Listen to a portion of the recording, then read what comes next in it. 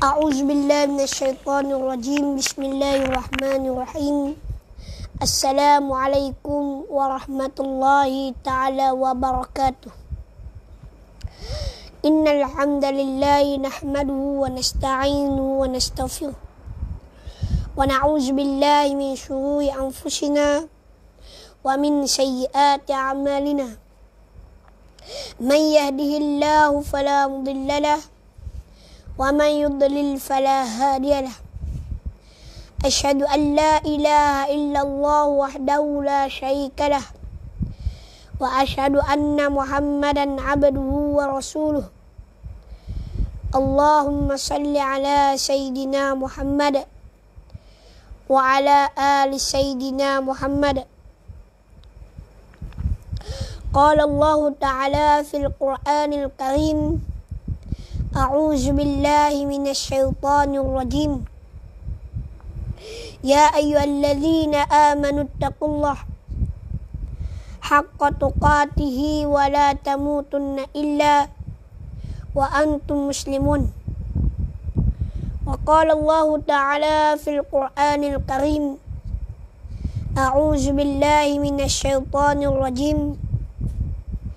Ya ayyuhan nasu ittaqu rabbakumul ladzi khalaqakum min nafsin wahidah wa khalaqa minha zawjaha wa bassa minhuma rijalan katsiran wa nisaa'a wattaqullaha alladzi tasaaluna bihi wal arham innallaha kana 'alaikum raqiba. Wa qala Allah ta'ala fil Qur'anil Karim, A'udzu billahi minasy syaithanir rajim.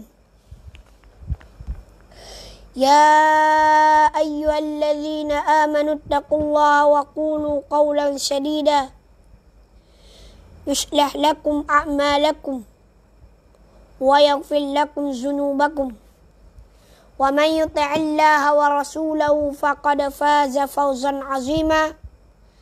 Amma ba'du. Fa inna asdaqal hadis kitabullah wa khairal hadi Muhammadin sallallahu alaihi wasallam wa syarral umuri muhdatsatuha wa kullu muhdatsatin bid'ah wa kullu bid'atin dalalah wa kullu dalalatin finnar. Alhamdulillah, pertama-tama marilah kita panjatkan kesyukuran kita kepada Allah Subhanahu wa taala. Dengan rahmat dan kasih sayang Allah Subhanahu wa taala, dapat lagi kita sama-sama berhimpun pada malam yang penuh barakah ini, di hari yang penuh barakah ini. Moga-moga kita mendapat rahmat, maghfirah, kebaikan di dunia dan di akhirat.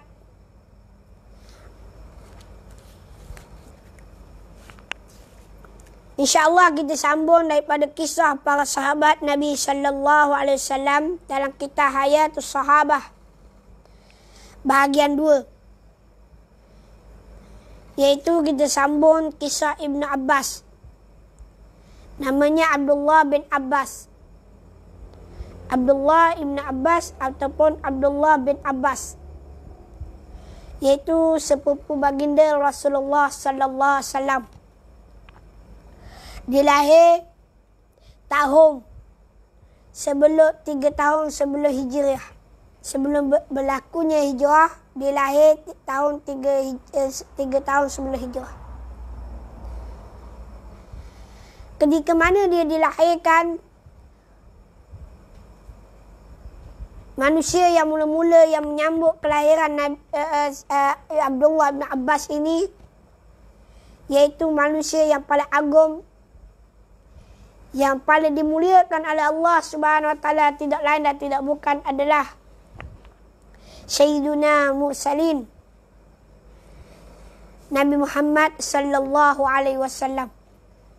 Nabi Muhammad sallallahu alaihi wasallam orang yang mula-mula menyambut kelahiran Abdullah bin Abbas. Dan Nabi sallallahu alaihi wasallam bersabda dengan berdoa kepadanya, Allahumma faqihhu fid din.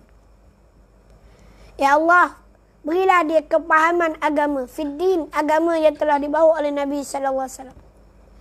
Wa 'allimhu ta'wil. Dan berilah kefakihan, pandai, bijak, cerdik dalam ilmu Al-Quran, ilmu ta'wil. Perkara yang tidak dipahami orang lain, dia faham. Dia erti. Siapa dia? Abdullah bin Abbas radhiyallahu anhuma. Abdullah bin Abbas juga orang yang sangat cintakan ilmu. Tawaduknya dia tentang ilmu, dia pergi ke rumah sahabat-sahabat. Kalau dia tak dapat ilmu tu, dia pergi cari dengan sahabat-sahabat nak menutup, nak dengar nasihat daripada Rasulullah. Walaupun Rasulullah SAW telah meninggal dunia ataupun wafat. Inilah sepupu baginda Rasulullah SAW yang berpegang teguh dengan agama. Semalam kita cerita tentang kehebatan dia dalam berbicara, dalam berhujah. Apabila orang kelompok-kelompok yang mana meninggalkan Sayyidina Ali, ketika mana Sayyidina Ali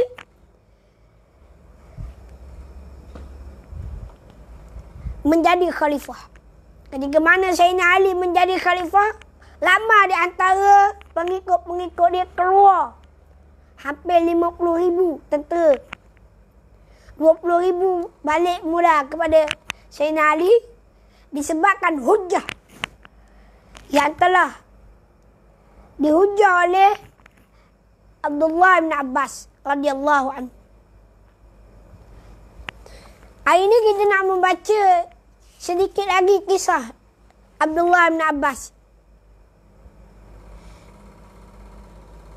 Bukan hanya menyediakan ruang masa untuk menjawab serta menyelesaikan kemusyrikan umat.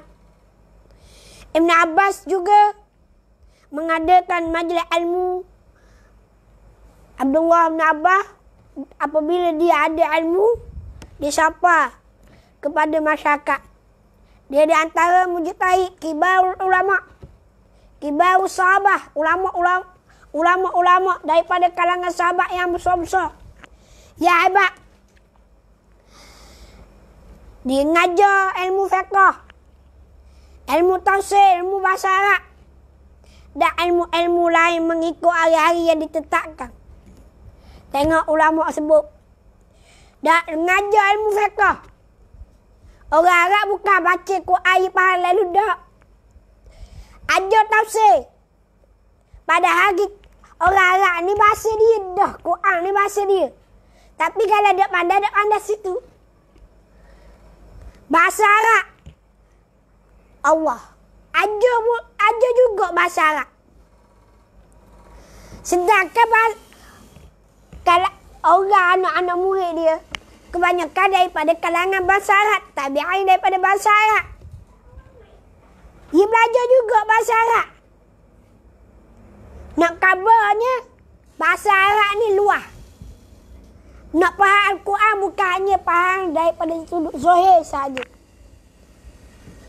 Ada orang boleh terjemah Al-Quran dia kata faham dah. Tak. Banyak tafsir-tafsir. Tak banyak tafsir-tafsir dan sebagainya. Al-Quran kalau kita tak faham, kalau kita tak baca dengan baik, dan ilmu-ilmu yang mengikut hari-hari yang ditetapkan. Beliau juga mengajar tentang syair. Syair-syair dan kisah peperangan Rasulullah SAW. Dia juga menceritakan tentang kisah peperangan, kisah perjuangan, bersusah payahnya Rasulullah SAW dalam menegakkan syiar agama Islam itu sendiri. Tidak ada seorang berilmu yang menghadiri majlisnya kecuali tunduk di hadapannya. Tidak ada orang yang bertanya kepadanya kecuali mendapat jawapan dan ilmu daripadanya. Orang tanya tu semua dapat belaka jawapan. Siapa tak ada tanya. Ibn Abbas radhiyallahu anhu dengan keutamaan ilmu dan pemahaman yang dimiliki telah menjadi penasihat Khulafa Ar-Rasyidin. Dia salah seorang di antara sahabat-sahabat Nabi yang menjadi penasihat, yang menjadi pendukung kepada Khalifah Ar-Rasyidin Al-Mahdiin. Meskipun beliau masih muda, walaupun dia ni waktu muda, budak, kanak-kanak ni, kecuali tu jika Sayyidina Umar Al-Khattab radhiyallahu anhu menghadapi masalah. Ini cerita tentang dia dengan Sayyidina Umar. Sayyidina Umar ada masalah, Sayyidina Umar akan bertemu, kumpul orang-orang ahli ilmu. Dan akan kumpul. Beliau mengundang para pembesar-pembesar dari kalangan para sahabat. Termasuklah Abdullah bin Abbas. Jika Abdullah bin Abbas ada, maka Sayyidina Umar akan memuliakannya. Sayyidina Umar akan memuliakan Abdullah bin Abbas dengan merendah diri dan berkata, kami menghadapi permasalahan yang sangat sulit, hanya dapat dipecahkan oleh orang-orang yang sepertimu. Sayyidina Umar ni sahabat yang hebat dah. Di antara kibar sahabat yang besar-besar. Dan yang banyak jasa kepada Islam dan duduk bersama dengan Nabi. Tetapi tawaduk ataupun nak dapat menyelesaikan masalah, ada masalah yang tak boleh nak selesai, mereka kena bincang. Dan ada juga masalah mereka kena ada ahlinya. Fas'alu ala zikri. Mutanyalah kepada ahli. In kuntum la ta'lamun. Jika sesungguhnya kamu tidak mengetahui. Ini Al-Quran sebut, Allah Ta'ala sebut. Mutanyalah orang ahli dalam bidang tersebut. Jika kamu tidak mengetahui. Ada orang dia ahli dalam bidang syair. Ada orang dia ahli dalam bidang bahasa Arab. Ada orang ahli dalam bidang Quran. Ada orang ahli dalam bidang usuluddin. Ada orang ahli dalam bidang akidah. Ada orang ahli dalam bidang fiqh. Ada orang ahli dalam bidang tasawuf. Ada orang ahli dalam bidang berpolitik, siasah. Ada orang ahli dalam bidang hadis. Ada orang ahli dalam bidang pelbagai bidang. Nak sebut satu-satu banyak. Jangan pula orang tu ahli dalam satu bidang, kita pun tanya kepada dia. Bidang yang lain bukan daripada ahlinya, memang dia akan jawab silap. Kalau dia tahu pun, kemungkinan sikit sangat dia tahu. Orang fiqh tak boleh kita tanya dia tentang tasawuf. Sebab dia bukan ahli dalam bidang tasawuf. Sebab tu kadang-kadang ahli fiqh, kadang-kadang dia tahu fiqh. Kalau bab tarikat dia kata sesat. Ini ramah. Sebab apa? Sebab dia bukan ahli. Sebab dia nak kerja. Mereka dia ahli belaka. Ada orang dia ahli fiqh. Dia ahli tasawuf. Ahli akidah. Ada orang dia ahli akidah. Dan kalau cakap tentang fiqh, mungkin banyak tak faham. Mereka dia kena tanya. Baik tu, kita kena tanya ahli dia. Bukan kita tanya ikut. Janji ilmu ustaz tak kira lah. Tanya je lah. Tak. Lepas tu jadi caru maru dan sebagainya. Ni. Ibn Abbas ahli dari segala bidang. Sahabat pun. Tak. Sahabat pun kalau dia tak tahu, dia akan tanya sahabat-sahabat yang lain. Sayyidina Umar pernah dikecang Ini cik balik mula kisah kita. Sayyidina Umar sendiri pernah dikecam. Dia kata, dia seorang pemuda yang memiliki lisan. Sayyidina Umar pernah dikecam kerana lebih mendahulukan Ibn Abbas. Sayyidina Umar pernah dikecam. Tak pelik kalau kita dikecam. Sayyidina Umar pernah dikecam. Kenapa? Menyamakan Ibn Abbas dengan orang-orang lebih tua daripadanya pada hadir seorang yang pemuda. Sayyidina Umar buat sama mereka. Sama level. Sahabat-sahabat lah yang ada tua-tua hebat-hebat.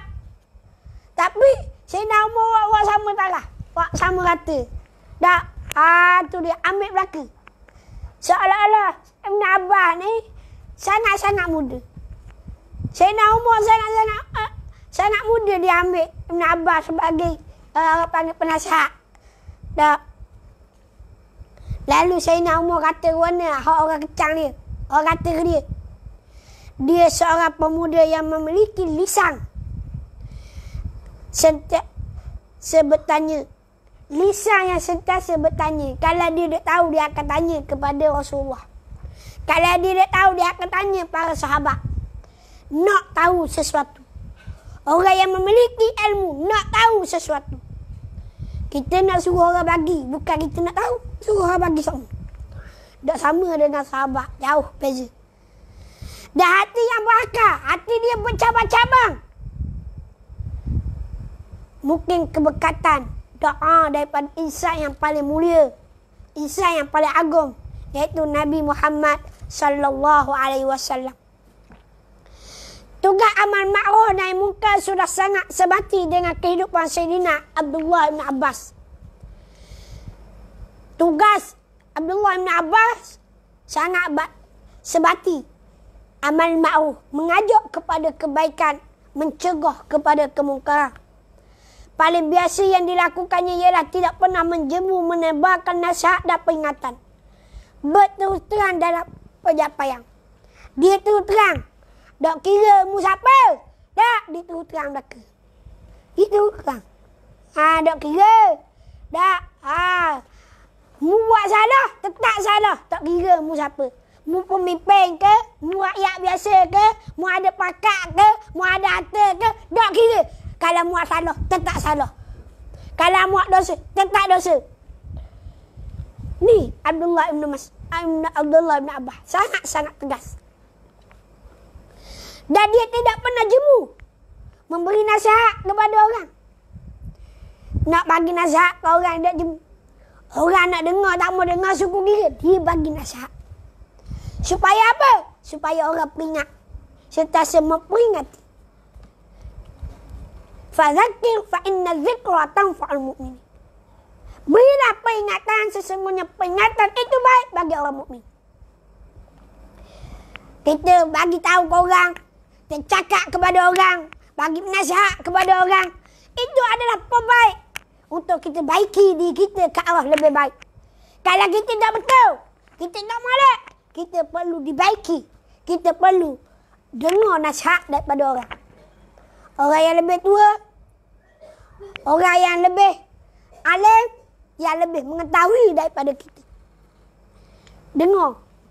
Bukan hanya lawang semata-mata tanpa berfikir. Antara seperti kata beliau, kata Sayyidina Abdullah bin Abbas radhiyallahu anhu, wahai orang yang melakukan dosa. Dengar ni. Wahai orang yang melakukan dosa, jangan engkau merasa aman dari hasil perbuatan dosa.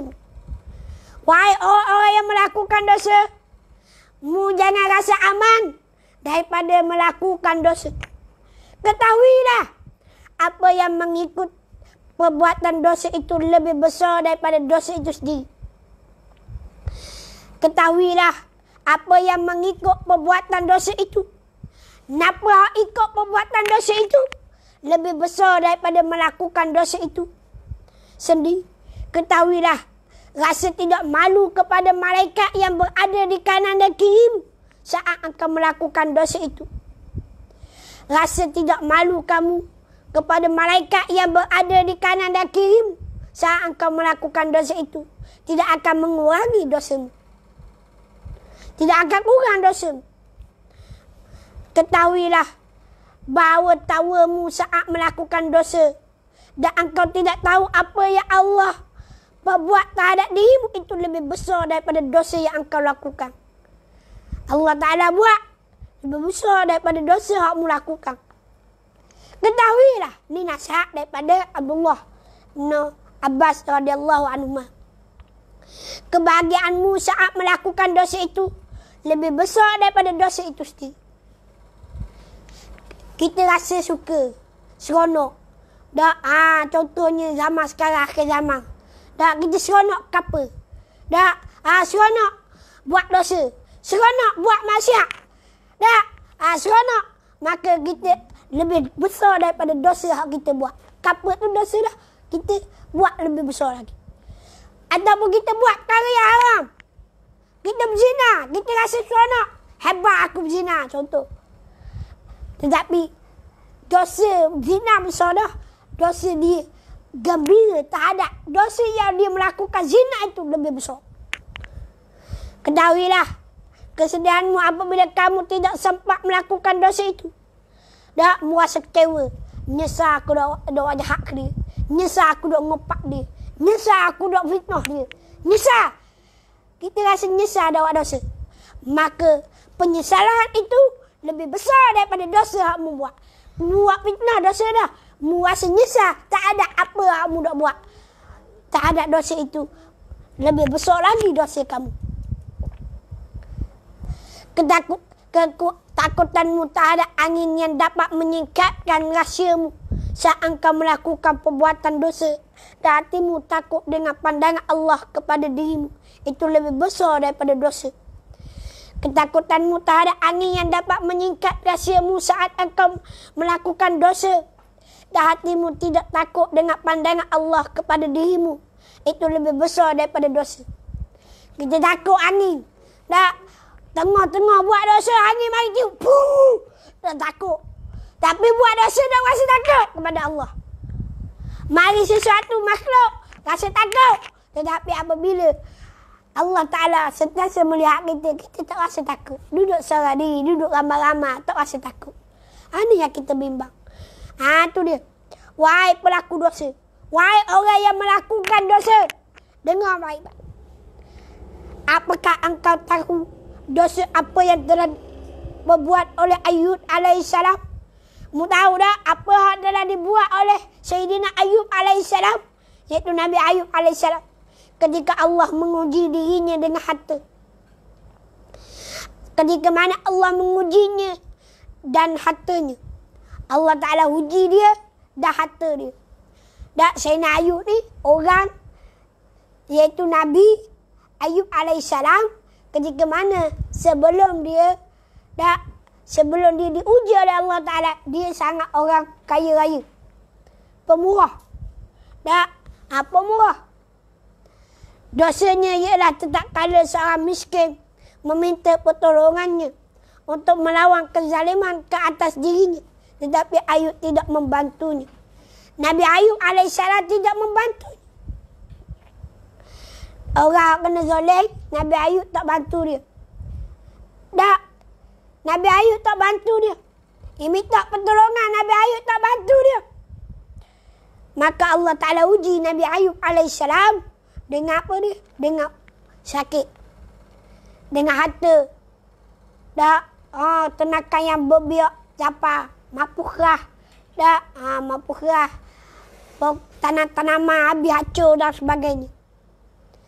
Ibn Abbas radhiyallahu anhu bukanlah seorang yang petah dan pandai.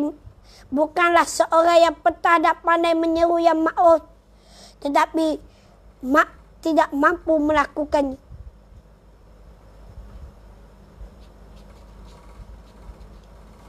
Ibn Abbas radhiyallahu anhu bukanlah seorang yang petah dan pandai menyeru yang ma'ruf, tetapi tidak mampu melakukannya.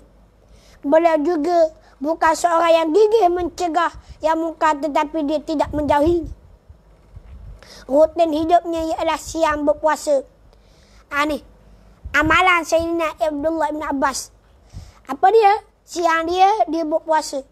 Dan pada waktu siang dan melakukan malam hari menghidupkan malam pada saat malam. Abdullah ibnu Mulaikah, ini sahabat Nabi radhiyallahu anhu juga.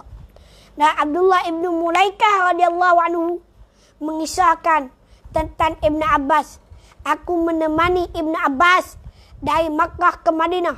Jika kami singgah di suatu tempat di tengah malam, beliau melakukan qiyam. Sedang orang lain tertidur kelelahan. Suatu malam, aku melihat sedang membaca. Abdullah ibn Abbas jalan. Dan satu malam, daripada Makkah ke Madinah, sampai satu tempat, orang lain rehat. Dia tak rehat. Dia semayang qiyam. Buat amal ibadat. Sambil membaca. Satu-satu aku dengar dia baca. Waja'at sakratul mauti bil haqq. Zalika ma kunta minhu tahida. Waja'at sakratul mauti bil haqq. Zalika ma kunta minhu tahida. Dan datanglah sakaratul maut yang sebenar-benarnya.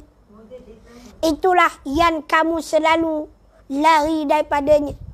Surah Al-Qaf ayat 50-19. Beliau mengulangi ayat tersebut sambil menangis dengan suara yang sangat keras. Fajar menjelang. Sejak itu kami tahu bahawa Ibn Abbas adalah manusia yang paling tampan dan paling cerah wajahnya. Beliau selalu menangis kerana takut kepada Allah, sehingga air mata selalu membasahi kedua pipinya yang indah. Nak cerita, sahabat dia, Abdullah ibnu Mulaikah radhiyallahu anhu, dia dengar satu hari Abdullah ibnu Mas'ud dia baca ayat ni. Surah Al-Qaf ayat 50. Juzuk 19. Waja'at sakratul mauti bil haqq. Zalika ma kunta minhu tahid. Dia ulang semua. Dia ulangi semua sambil menangis. Menangis. Mohon kepada Allah. Sambil menghayati ayat-ayat Al-Quran. Dia menangis. Baca. Kita menangis. Taklah sekali-kali. Menangis kerana takut. Kenapa takut? Bimbang-bimbang. Lepas daripada mati, tak dapat diselamatkan. Kita nak jadi orang, kita kena ingat. Saat sakaratul maut. Bilakah sakaratul maut? Sakaratul maut ini mari kepada kita. Tidak kira waktu mana. Siapa aja ia mari. Itulah yang kamu selalu lari daripadanya. Kalau kita tahu sakaratul maut, kita nak lari semua. Kita nak lari. Malah aku bawa kereta buat apa? Takut kena aksiden. Ada orang nak lari daripada sakaratul maut. Takut mati.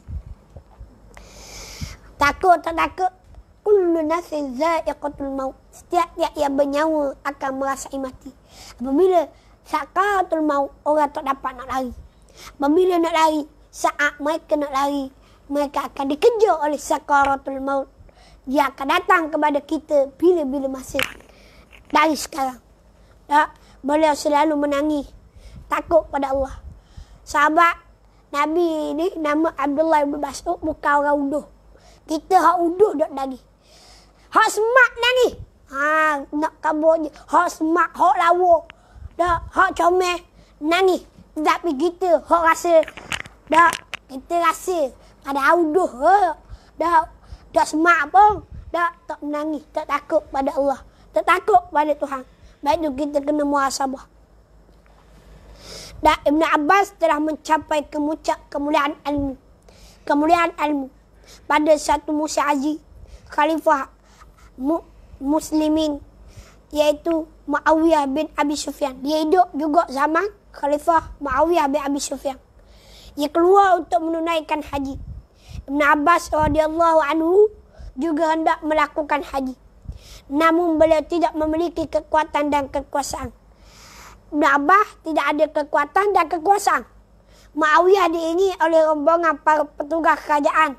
Manakala Ibn Abbas pula ditemani rombongan penuntut ilmu yang lebih besar daripada rombongan khalifah belaga. Banyak orang menuntut ilmu daripada orang yang mengikut khalifah. Sayyidina Abdullah bin Abbas radhiyallahu anhu, Sayyidina Abdullah bin Abbas radhiyallahu anhu mahbus nafas terakhir pada usia 71 tahun. Pada usia 71 tahun, Abdullah bin Abbas meninggal dunia. Sepanjang hidup Ibnu Abbas radhiyallahu anhu, beliau telah dihiasi dunia dengan ilmu, pemahaman, hikmah dan takwa. Sepanjang dia hidup, penuh dengan ilmu, penuh dengan hikmah dan takwa. Jenazahnya disolatkan oleh para sahabat Nabi sallallahu alaihi wasallam yang masih ada, serta para tabi'in terkemuka, dipimpin oleh Muhammad bin Al-Anafiyah. Ketika mereka sedang mengubur jasadnya, mereka mendengar ada orang membaca ayat. Ketika mana mereka sedang kubur jenazah, nak tanam jenazah Abdullah bin Mas'ud, Abdullah bin Abbas ini, dia pernah dengar ayat ni. Ya ayyatuhan nafsul mutma'innah, irji'i ila rabbiki radiyatan mardiyah, fadkhuli fi ibadi wadkhuli jannati. Ketika mana dia nak tanah kubur, dengar suara. Tak tahu dari mana suara tu. Tak dengar suara apa? Ya ayyatuhan nafsul mutma'innah, irji'i ila rabbiki radiyatan mardiyah, fadkhuli fi ibadi wadkhuli jannati. Wahai orang yang mempunyai jiwa yang sentiasa tenang, tetap dengan kepercayaan dan bawaan baiknya, kembalilah kepada Tuhanmu dengan keadaan engkau berpuas hati dengan segala nikmat yang diberikan, lagi diredai di sisi Tuhanmu, serta masuklah engkau dalam kumpulan hamba-hambaku yang berbahagia, dan masuklah ke dalam syurgaku. Allahu Akbar. Habaknya Abdullah ibn Mas'ud. Inilah kisah sang sahabat Nabi sallallahu alaihi wasallam. Walaupun dia sangat-sangat muda, hidup dia bersama dengan Rasulullah SAW selama 13 tahun. Selama 13 tahun. Ketika mana dia Rasulullah SAW wafat, dia baru usia 13 tahun. Tetapi kegigihan, ilmu, amal, takwa sangat-sangat hebat. Jadilah kita sebagai seorang pemuda, walaupun usia kita masih kanak-kanak, usia kita 13 tahun, usia kita 20 tahun, usia kita 50 tahun, gigihlah kita dengan ilmu. Kita tua dah ustaz, tak boleh dah nak ngaji. Tak boleh, kita kena ngaji. Kalau kita tak tahu, kita kena mengaji. Cari guru, cari ulama, cari orang yang soleh. Ilmu kita kena cari. Yang ada ilmu yang ada pada kita sangat-sangat sikit. Maka tak dapat tidak, kita kena cari, kena lumba-lumba cari ilmu itu. Moga-moga kita mendapat rahmat dan manfaat pada malam yang penuh barakah, hari yang penuh mulia, malam kelahiran Rasulullah sallallahu alaihi wasallam, iaitu malam Isnin, hari Isnin. Allahumma shalli ala Muhammad wa ala Muhammad. Seterusnya sahabat Nabi namanya An-Nu'man bin Muqarrin Al-Muzani. An-Nu'man ibnu Muqarrin Al-Muzani. Mungkin kadang-kadang para pendengar, para penonton tak pernah dengar siapakah sahabat Nabi namanya An-Nu'man ibnu Muqarrin Al-Muzani. Jangan lupa untuk kita saksikan di episod akan datang, pada malam-malam akan datang, insya-Allah. Sekadar inilah untuk kasihan kita pada malam yang penuh barakah, hari yang penuh barakah. Moga-moga mendapat manfaat untuk diri saya dan tuan-puan dan para penonton yang dirahmati Allah sekalian. Moga-moga kita tergolong daripada golongan yang mengambil ikhtibar kisah dan cerita daripada sahabat Nabi sallallahu alaihi wasallam yang bernama Abdullah ibnu Mas'ud Abdullah bin Abbas radhiyallahu anhu, yaitu sepupu baginda Rasulullah sallallahu alaihi wasallam. Allahumma shalli ala Muhammad wa ala Muhammad. Allahumma shalli ala Muhammad wa ala Muhammad. Baik, saya akan jawab persoalan-persoalan ataupun komen-komen daripada tuan-puan. Jika ada persoalan ataupun komen, boleh kita sama-sama ambil pedoman dan kita sama-sama lihat. Dan insya-Allah kalau ada apa-apa persoalan untuk diajukan kepada saya, dipersilakan. Jika saya mampu jawab, saya jawab. Jika saya tak mampu jawab, insya-Allah saya akan jawab di masa akan datang. Sekadar itulah, wallahu alam. Sekadar itu untuk perkongsian kita. Baik, saya nak tengok ada persoalan ataupun tidak. Bestnya Ustaz, moga Allah panjangkan umur, murah rezeki. Amin. Terima kasih. Masya Allah, terbaik Umar. Terbaik Ustaz, insya Allah. Alhamdulillah. Betul tu Ustaz Mak. Assalamualaikum Ustaz. Waalaikumsalam warahmatullahi ta'ala wabarakatuh.